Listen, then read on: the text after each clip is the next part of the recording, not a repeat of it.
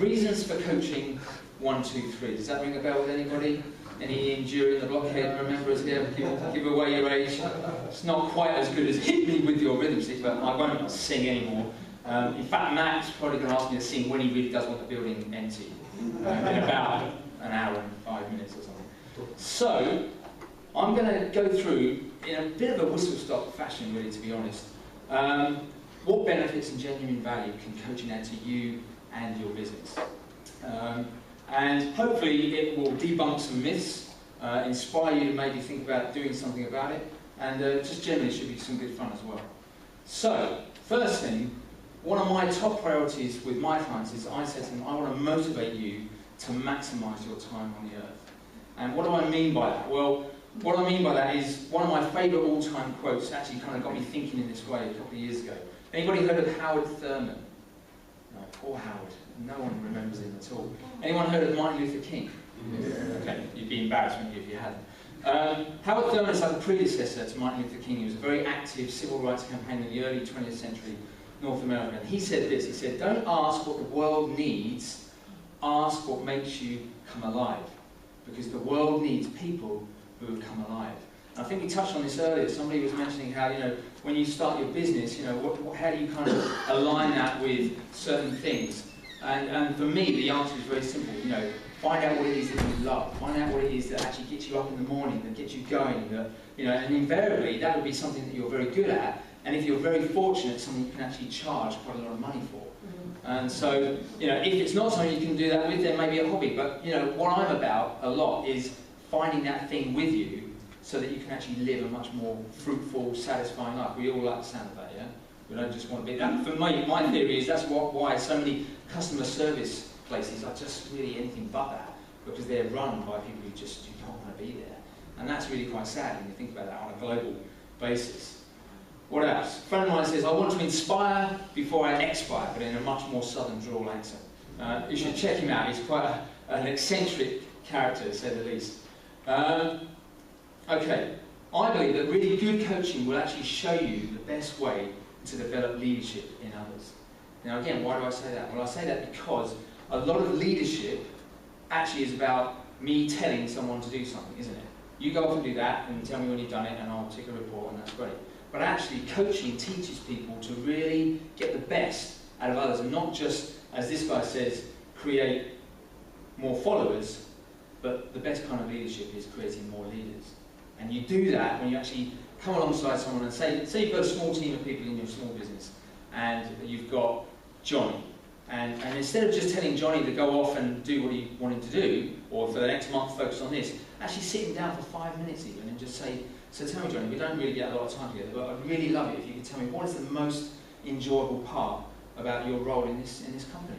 You watch his face just light up and he'll be like, wow, he's actually asking me. And then you'll actually easily be able to motivate him to really go off and do something very worthwhile and valuable, because he's feeling like a stakeholder now. You actually express some interest. And so, moreover, you'll actually develop some leadership out of it. He may well make a mistake.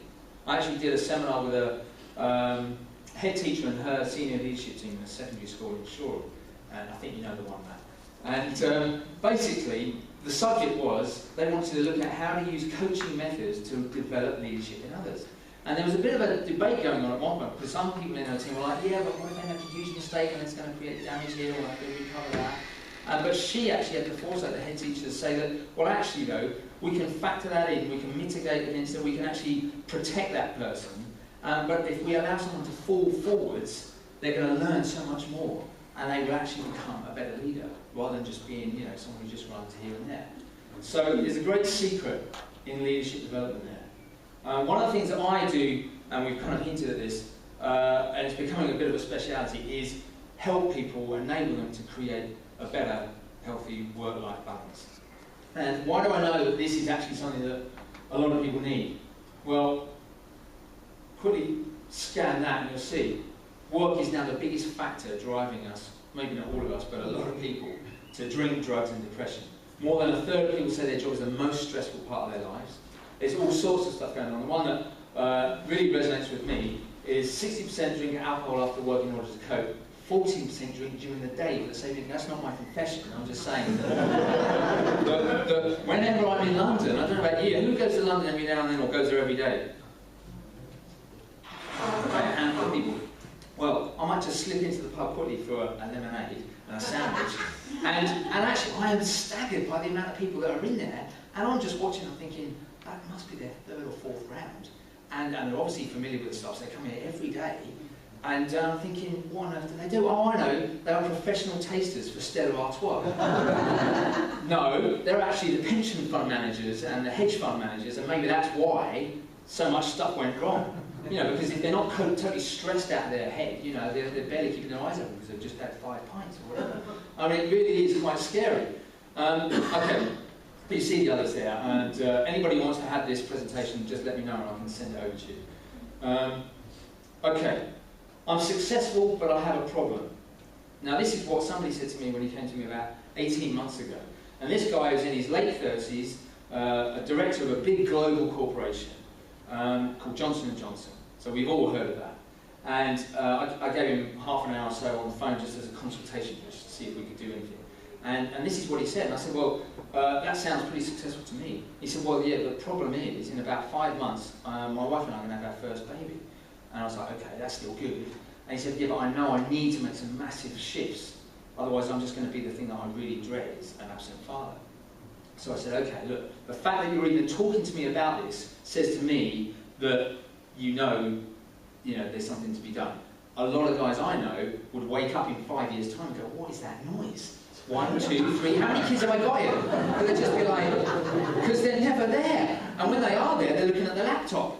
You know, and that really resonated with him.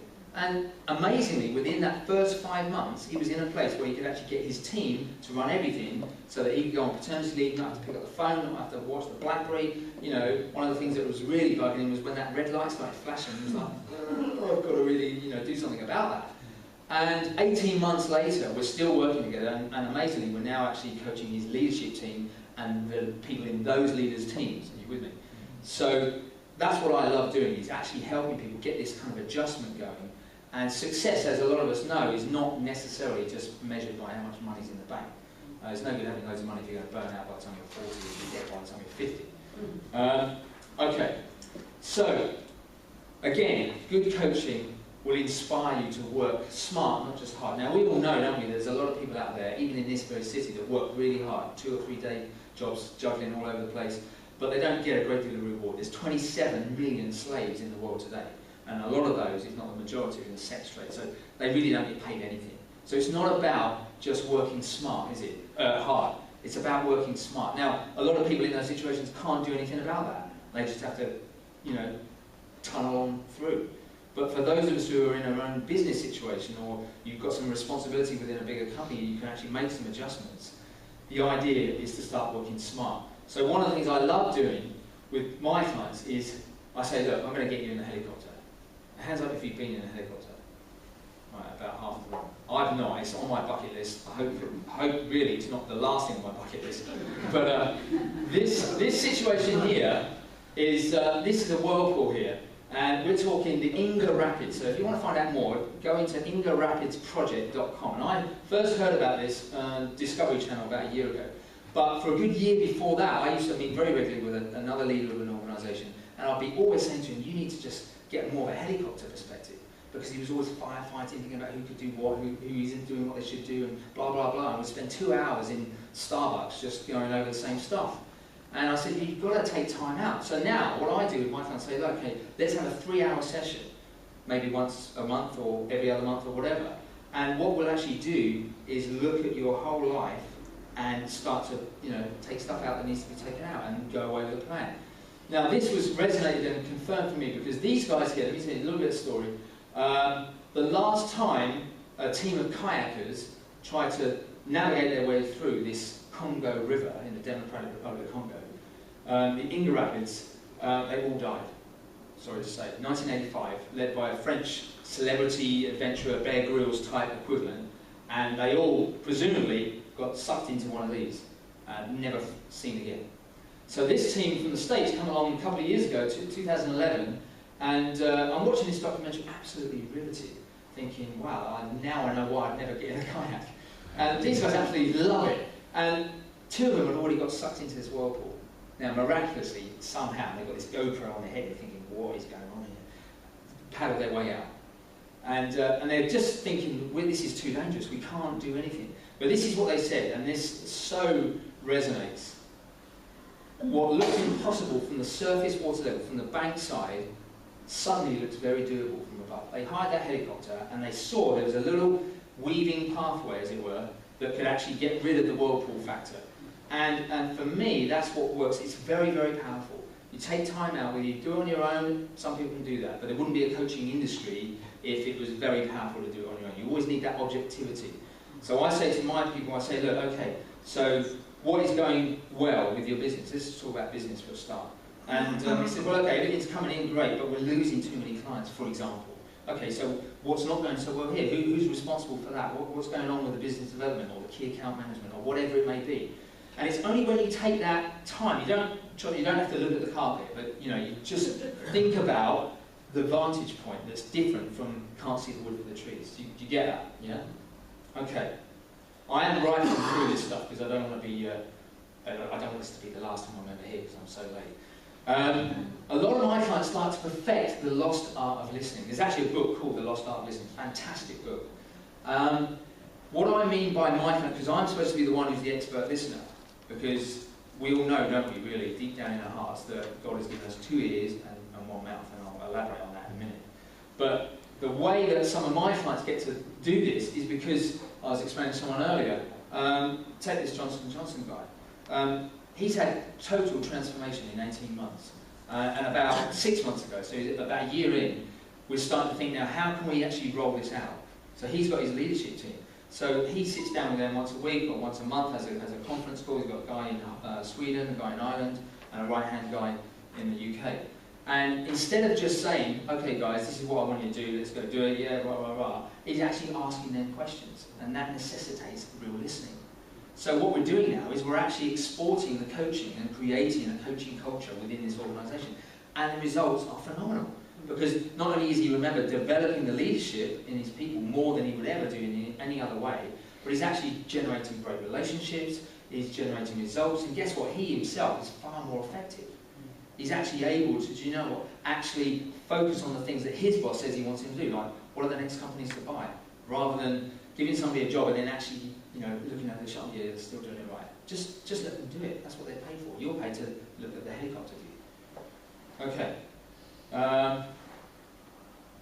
So overall, good coaching will help you become a better person in almost every area, certainly in your relationships. Because if you start to actually get this stuff and start to listen to your wife, I'm sure she will be really pleased, and listen to your husband, whatever. Wives more than husbands, I'm sure will be more pleased. Then it brings enormous value and helps you go on and just do life better.